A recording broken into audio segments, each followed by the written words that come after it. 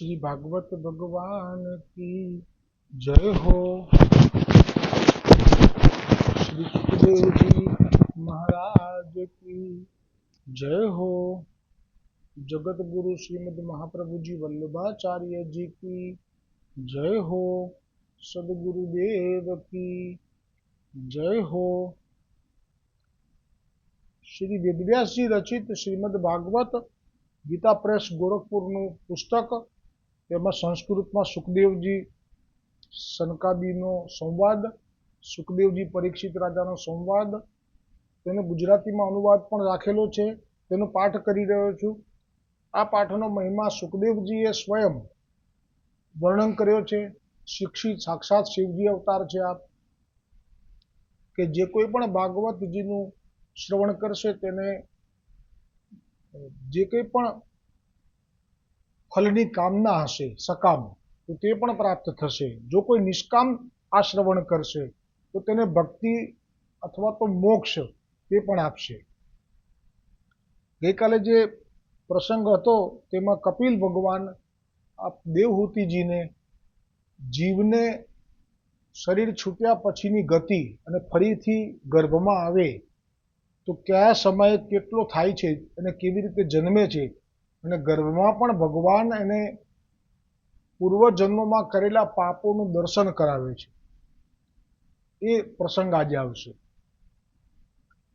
તો ગઈકાલે જે પ્રસંગ હતો એમાં શ્રી કપિલ ભગવાને કહ્યું કે માં, યમદૂતો જ્યારે તે જીવના દેહમાંથી તે જીવને ખેંચીને યાતના શરીરમાં લઈ જાય છે, યાતના શરીરમાં નાખે છે, પછી તે યાતના શરીર સાથે તે જીવને, જે ગઈકાલે આવ્યું હતું કે 99,000 યોજન દક્ષિણ દિશામાં આ નરક આવેલું છે।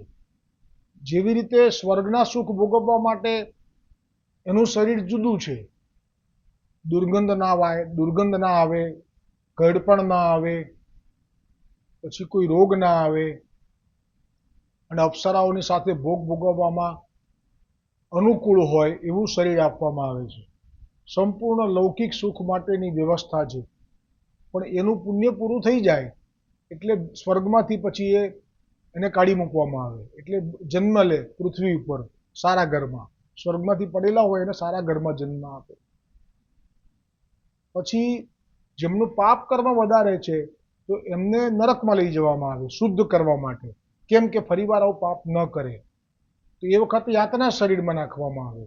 એ શરીર જેમ પેલા દેવતાઓમાં સ્વર્ગ માટે આપ્યું છે, એ શરીર જેમ અલૌકિક છે એમ આ પણ અલગ છે, અલૌકિક છે, અને કષ્ટ આપે તો આ શરીર જેમ પેલું શરીર નષ્ટ નથી થતું એવી રીતે આ શરીરને પણ ગમે તેવું કષ્ટ આપે, જેમ કે ઉકળતા તેલમાં નાખે છે તો એને એ બળતું નથી પણ એને કષ્ટ બહુ થાય, એટલે શરીરનો નાશ ના થાય।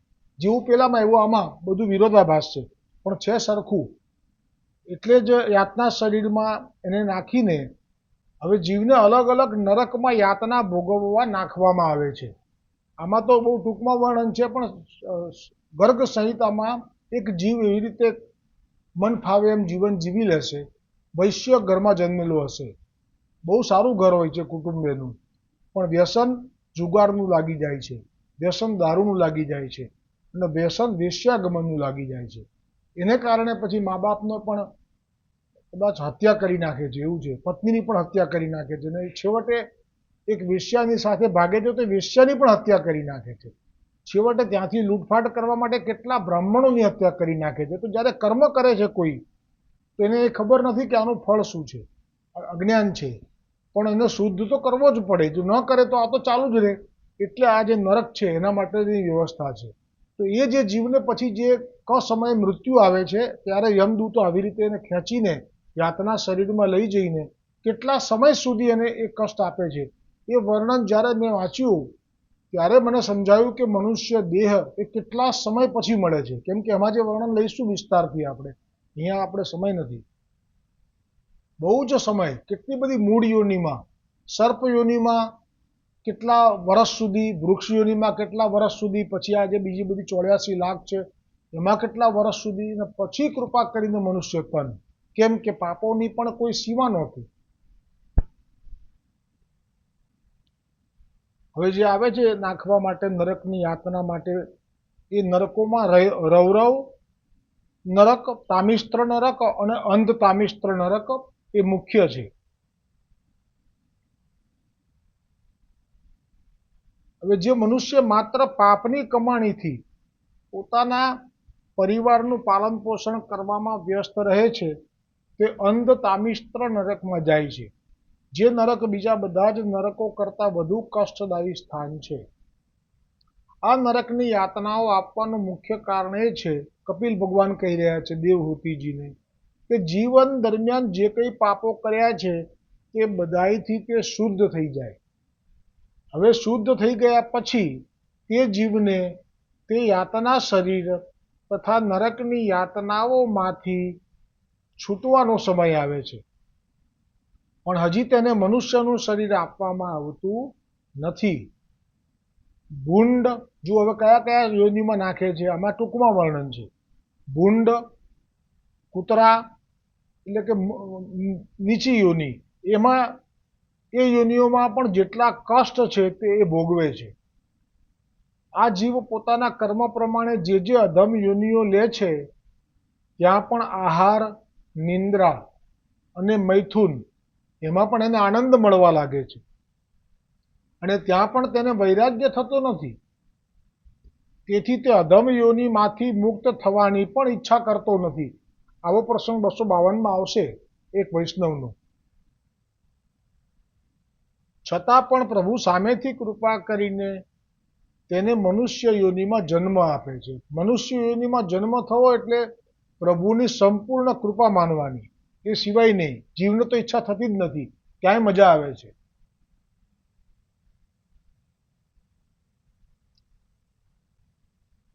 શ્રી કપિલ ભગવાન કહે છે, માં, જ્યારે આ જીવને મનુષ્ય શરીરમાં જન્મ લેવાનો વખત આવે છે ત્યારે પુરુષના વીર્ય બિંદુ, જો હવે આપણું જે સાયન્સ છે ને અહીંયા, હજી તો પહેલા પગથિયે બી નથી ચડી શક્યું, અને આ કપિલ ભગવાન એ આપણા શાસ્ત્રોનો સાર જ કહી રહ્યા છે. શાસ્ત્રો આપે જ પ્રગટ કર્યા છે, પણ અત્યારે શાસ્ત્રોમાંથી જ આ વર્ણન લઈ રહ્યા છે કે કેવી રીતે જીવનું ગર્ભમાં આવવાનું થાય છે અને ગર્ભમાં કેટલા સમયમાં એનું કેવડું સ્વરૂપ થાય છે.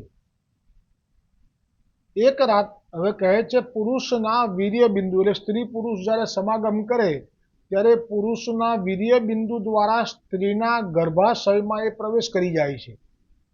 એટલે ખરેખર તો જુઓ, આ જન્મ લેવો એ કેટલી બધી નિમ્ન બાબત છે, એ પણ અહીંયા દર્શન થાય છે કે પ્રભુએ આ સૃષ્ટિ સર્જન તો કરી છે, પણ શરૂઆતમાં જે જન્મ થવો જોઈએ એમાં કોઈ જે જાહો જલાલી દેખાવી જોઈએ એ નથી બતાવતા, પણ બહુ ગંદુ બતાવે છે. ગર્ભમાં લોહીના માંસના ખાબોચિયામાં, લોહી પડું પેશાબના ખાબોચિયામાં પડી રહેલો જીવ, અહીંથી શરૂઆત છે. અને જાય છે ત્યારે પણ શરૂઆત અને એવી અંત બી એવો છે કે એને બધા સરખા, રાજા હોય કે રંક હોય, બધાને બાળીને રાખ થઈ જવાનું. આ જે બે સમાનતા છે એ ખરેખર આપણને વૈરાગ્ય ઉપજાવવા માટે જ પ્રભુએ રચી છે, પણ ન ઉપજે તો પછી એ સમય ઉપજશે. હવે કહે છે કે ગર્ભાશયમાં પ્રવેશ કરે છે ત્યારે એક રાત્રિ સુધીમાં રજમાં બળીને, રજ એટલે સ્ત્રીની ગર્ભાશયમાં જે લોહી છે એમાં એ બળી જાય છે, અને એક રૂપ કલલ બની જાય છે. વીર્ય લોહીમાં બળ્યું અને જીવ અંદર પ્રવેશ કરી ગયો. કેવી રીતે કરી ગયો એ તો હજી સુધી કોઈ શોધી શક્યું નથી, પણ આ છે પ્રભુની લીલા. સર્જન ચાલુ રાખવું છે પ્રભુને, એટલે લીલા એ આપનો સ્વભાવ છે. એટલે એ અંદર બળી ગયો, અને એક રાત્રિમાં, હવે જો આ કેવી રીતે એનો વિકાસ થાય છે ગર્ભમાં, એ એક એક સ્ટેપ બતાવે છે કપિલ ભગવાન. એક રાત્રિ સુધીમાં રજમાં બળીને એક રૂપ કલલ બની જાય છે. 10 દિવસમાં એ બોર જેવડો બની જાય છે, કઠણ થઈ જાય છે. બોર જેવડો કઠણ થઈ જાય છે. ત્યારબાદ માંસપેશીના રૂપમાં પરિણમે છે. 1 મહિનામાં તેને માથું નીકળી આવે છે. 2 મહિનામાં હાથ પગની રચના થાય છે. 3 મહિનામાં નખ, રૂંવાટી, ચામડી અને સ્ત્રી પુરુષના જે ચિહ્નો હોય, લિંગ, એ તથા એ પ્રગટ થાય છે 3 મહિનામાં. એટલે આપણે ત્યાં જે કહેતા કે જાણી લેવું છે કે બાળક છે કે દીકરી છે કે દીકરો, તો સાયન્સે તો હમણાં શોધ્યું કે 3 મહિના પછી જ ખબર પડે, એ પહેલા ના ખબર પડે.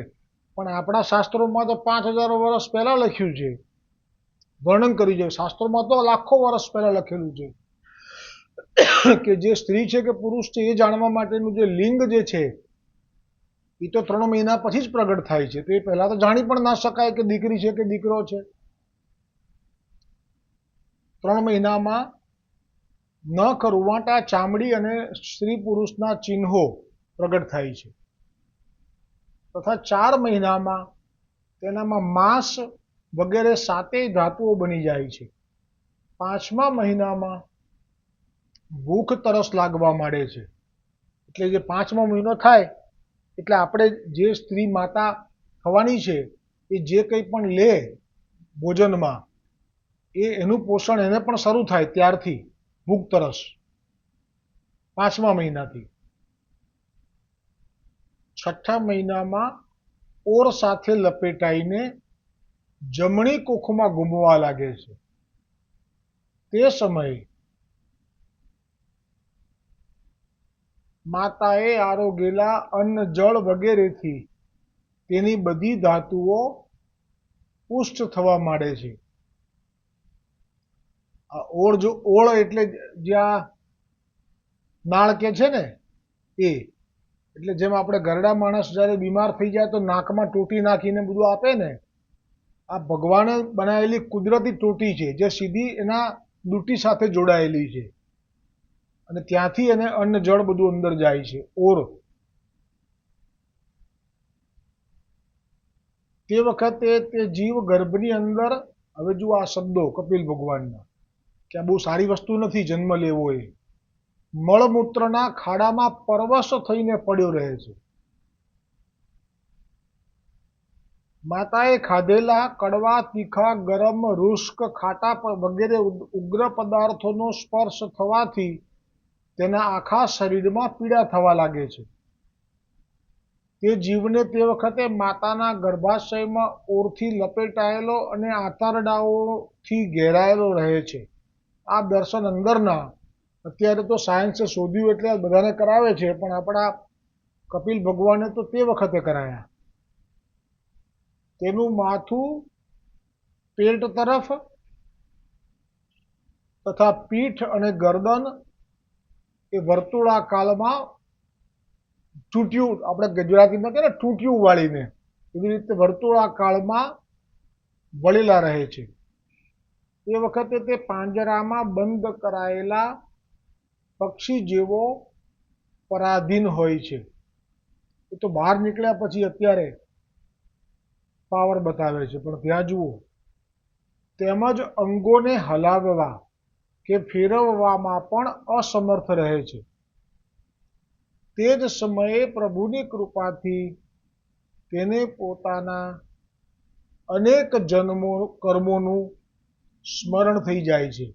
હવે ભગવાન આવી કૃપા કરતા રહે છે. કેમ કે બહુ જન્મોથી ફરીને આવ્યો છે, ભૂંડ, કૂતરા, વૃક્ષ, અનેક યોનિઓમાં થઈને, અને એ પણ એને પોતે ઈચ્છા નથી કરી કે મને મનુષ્ય તન જોઈએ. કારણ કે જો ભૂંડ થઈને મરે તો પાછું ભૂંડને જ ઈચ્છે કે આ જ થવું. કૂતરું થઈને મરે તો ફરી કૂતરું જ થવાનું, ક્યાં તો કદાચ પક્ષીને જુએ તો પક્ષી થવાનું મન થાય. પણ મનુષ્ય યોનિ ના આપે માગ્યા વગર, પણ ભગવાન આપે છે. અને આપે છે પછી એને યાદ કરાવે છે, એ પણ કૃપા છે ગર્ભમાં જ, કે તારા જૂના જન્મનો તું જોઈ લે, કયા જન્મોથી તે કયા દુઃખ ભોગવ્યા છે. કેમ કે હવે મનુષ્ય શરીરમાં તું આવી રહ્યો છે એટલે તને એ જ્ઞાન થશે, તો એ કરાવે છે ભગવાન. અને એ જે કર્મોનું સ્મરણ થાય છે ત્યારે ગર્ભમાં એ બેચેન થઈ જાય છે. મેં આવું આવું કર્યું હતું, આવા આવા પાપ કર્યા હતા, ત્યારે તે ગૂંગળામણ અનુભવે છે. આવી દશામાં તેને શું શાંતિ મળી શકે ખરી? 7મો મહિનો શરૂ થતા તેનામાં જ્ઞાન શક્તિનો પણ ઉન્મેષ થઈ જાય છે. પણ પ્રસવ વાયુથી ચલાયમાન રહેવાને કારણે તે એક સ્થળે રહી શકતો નથી. ત્યારે તે જીવ અત્યંત ભયભીત થઈને દીનવાણીથી કૃપા યાચના કરતો કરતો હાથ જોડીને પ્રભુની સ્તુતિ કરતો કહે છે કે પ્રભુ, હું જાણી ગયો છું કે મારી આ દશા મારા કર્મોને કારણે જ થઈ છે. હું અધમ છું. મારા પુણ્ય પાપો રૂપી કર્મોનું પરિણામ ભોગવી રહ્યો છું. વળી આ ગર્ભમાં પણ આપની કૃપાથી જ આ જ્ઞાન પ્રાપ્ત થયું છે કે સંસાર સુખની કામનાથી પાપના ફળની ચિંતા કર્યા વગર જે કર્મોના બંધનથી બંધાઈ જાય છે, પછી આ સંસારમાં જાત જાતના કષ્ટો સહન કરતો કરતો ભટકતો રહે છે. વળી વારંવાર માના ઉદરરૂપી જેલમાં પુરાયા કરે છે. પુનરપી જનનમ પુનરપી મરણમ પુનરપી જનની જઠરે શયનમ. શંકરાચાર્યજીની આ ઉક્તિ છે. ભક્તિ ન મળે ત્યાં સુધી આ જ સ્થિતિમાં ચાલ્યા જ કરવાનું. હે ભગવાન, હું આ માતાના ઉદરમાં મળ મૂત્ર અને રક્તના કૂવામાં પડેલો છું. તેમાંથી નીકળવા ઈચ્છતો હું મહિના ગણી રહ્યો છું.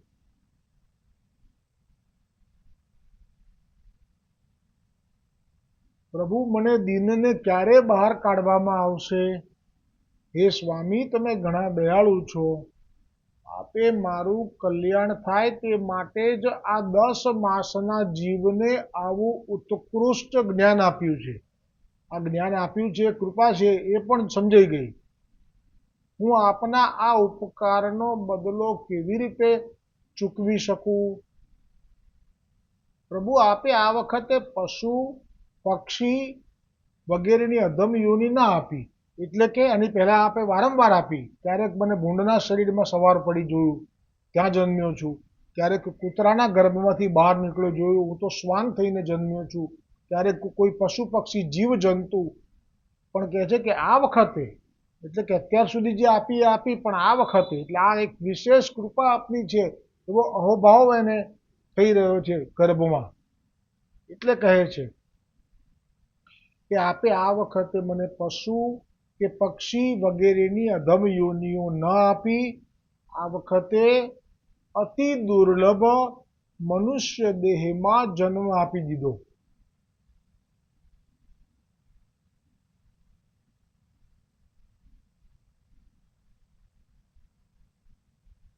હે ભગવાન, અત્યંત દુઃખથી ભરેલા આ ગર્ભાશયમાં હું ઘણા કષ્ટપૂર્વક વસી રહ્યો છું. તો પણ આમાંથી બહાર નીકળીને હવે જન્મ મરણમાં નાખનારા સંસાર સુખની હવે મને જરા પણ ઈચ્છા નથી. તેથી હું સંસાર સુખની આસક્તિ છોડી દઈ હૃદયમાં આપના ચરણોને સ્થાપિત કરી, આ મર્યાદા ભક્તિ. ચરણો આવે એટલે મર્યાદા ભક્તિ, સ્વરૂપ આવે એટલે પુષ્ટિ ભક્તિ. આપના ચરણોને સ્થાપિત કરી આપની લીલા કથા શ્રવણ કરતા કરતા તથા આપની સેવા કરતા કરતા તથા આપના નામોનું સ્મરણ કરતો રહી ભાગ્ય મુજબ જે કંઈ મળે તેનાથી સંતોષ પામીને આપના ભજન થકી ભવ પાર થઈ જઈશ. જેથી ફરીવાર મારે નરકની યાતના, પશુ પક્ષીની અધમ યોનિની યાતના તથા માના ઉદરમાં આવી રીતે પુરાવું ના પડે. ભગવાન કપિલ કહે છે, માતા, હવે 10મો મહિનો શરૂ થતા પ્રસવ કાળનો વાયુ આ બાળકને બહાર આવવા માટે અંદરથી ધક્કો મારે છે, ધકેલે છે. તેના અચાનક જે કહે છે ને કે દુઃખ આવ્યું, ડૉક્ટર શું કહે આપણને? ડૉક્ટરનું બી ના ચાલે એમાં. એ શું કહે? જ્યારે પીડા ઉપડે ને ત્યારે આવજો. એ પીડા એ શું છે? તો કહે છે એ પ્રસવ કાળનો વાયુ છે. એ પણ પ્રભુની કૃપાથી વાય. ત્યારે આ બાળકને બહાર આવવા માટે ધકેલે છે. તેના અચાનક ધકેલાવાથી તે બાળક અત્યંત વ્યાકુળ થઈને માથું નીચે કરીને ઘણા કષ્ટપૂર્વક બહાર નીકળે છે. તે સમયે તેના શ્વાસની ગતિ થંભી જાય છે અને ગર્ભમાં જે જ્ઞાન તથા પૂર્વજન્મોની સ્મૃતિ થઈ હતી તેનો નાશ થઈ જાય છે. આ એક એવી વાત છે કે જે મને એમ થાય કે શું કરવા નાશ કરી નાખી પ્રભુએ. આટલું બધું જ્ઞાન આપી દીધું, હવે એને નાશ શા માટે કર્યું? તો એનો બીજો ભાવ એ છે કે ભગવાન એમ કે છે કે હું કોઈને પણ જબરજસ્તીથી વૈરાગ્ય અપાવતો નથી. એને સહજ અંદરથી થાય કે ના, મારે આ દુઃખ નથી ભોગવવું, એ જ મને ગમે. કોઈને મારીને મુસલમાન થોડા કરાય. એટલે બધું ભૂલાવી દીધું. પૃથ્વી પર માતાના રક્ત અને મૂત્રમાં પડેલો તે બાળક તરફડે છે. જો આવું ભૂતલ ઉપર જીવનું એ કેટલું બધું અશુભ અને અશોભનીય પ્રભુએ રાખ્યું છે જાણી જોઈને, કે જેથી જીવને આનાથી પણ ઉત્તમ મેળવવા માટેનો ભાવ થાય અને વારંવાર જોર જોરથી રડે છે. હવે આજે અધૂરો પ્રસંગ છે. હજી તો ઠાકોરજી એટલે કે કપિલ ભગવાન દેવહૂતિજીને કહેશે કે આ બાળકની સ્થિતિ કેવી છે, અને છટકા ભરે જે મચ્છર તો એને કહી શકતો નથી ને સહન કરવું પડે છે, એકલો હોય ને ત્યાં કોઈ જીવજંતુ કરડી જાય. એમ કરીને આગળનું વર્ણન, અને પછી એ જીવ કેવી રીતે ધીરે ધીરે પાછો બાળક થાય, પછી યુવાન થાય ને પછી પાછો ભૂલી જાય છે ભગવાનને, અને એ જ પ્રમાણે આ જ સ્થિતિમાં ચાલ્યા કરે છે. એ અધૂરો રહેલો પ્રસંગ આવતીકાલે આવશે. બોલો ભાગવત ભગવાન કી જય હો. શ્રી સુખદેવજી મહારાજ કી જય હો. જગત ગુરુ શ્રીમદ મહાપ્રભુજી વલ્લભાચાર્યજી કી જય હો. સદગુરુદેવ કી જય હો. અમારા બ્રહ્મ સંબંધ દાતાર ગુરુ ब्रजेश कुमार जी महाराज कड़ीगर आपकी भी जय हो प्रभु. गणिक महाराज